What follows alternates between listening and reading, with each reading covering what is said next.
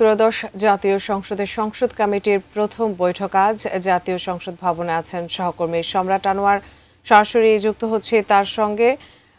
সম্রাট, বৈঠকটি কি এখনো চলছে কিনা এবং আজকের বৈঠকের মূল এজেন্ডাগুলো কি কি এবং সদস্যদের পক্ষ থেকে কি কি দাবি দেওয়া উঠে এসেছে একটু জানতে চাইবো।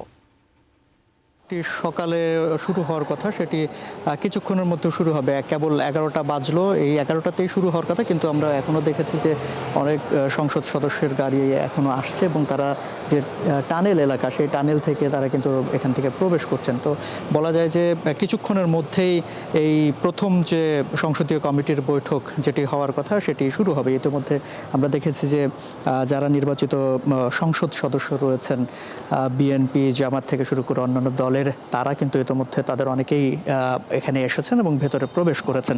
এবং তাদের যে পরবর্তী সময়ের যে আগামীকাল থেকে যে সংসদীয় অধিবেশন শুরু হবে, সেসব অধিবেশনে আসলে কোন কোন জিনিসগুলো নিয়ে আলোচনা হবে সেসব বিষয় কিন্তু আসলে গুরুত্ব যে দেওয়া হবে সেই জিনিসগুলো কিন্তু আজকে আলোচনা হবে। সে কারণেই বলা হচ্ছে যে আজকের এই প্রথম দিনের যে বৈঠক সেটি গুরুত্বপূর্ণ।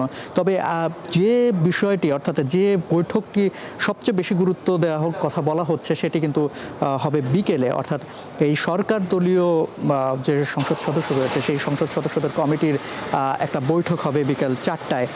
সেই জায়গাটিতে আসলে ধারণা করা হচ্ছে যে এই যে অন্তর্বর্তীকালীন সরকারের সময়ে যে 133টি অধ্যাদেশ জারি করা হয়েছে, সেই অধ্যাদেশের যে বিলটি উত্থাপন করা হয়েছে সেই বিষয়ে আলোচনা হবে এবং সেখান থেকে আসলে পর্যালোচনার শেষে কোন অধ্যাদেশগুলো আইনি বৈধতা পাবে, কিন্তু আবার কোনগুলো বৈধতা না দিলেও কোনো সমস্যা হবে না, সেই বিষয়গুলো নিয়ে সিদ্ধান্ত হবে। তো সামগ্রিকভাবে সেই বৈঠকটিকেই বলা হচ্ছে যে মূল গুরুত্বপূর্ণ এবং তাদেরকে কিন্তু এই যে অধ্যাদেশগুলোর বিষয়ে সেটির জন্য কিন্তু এপ্রিলের 2 তারিখের মধ্যে একটি প্রতিবেদন জমা দেওয়ার কথা।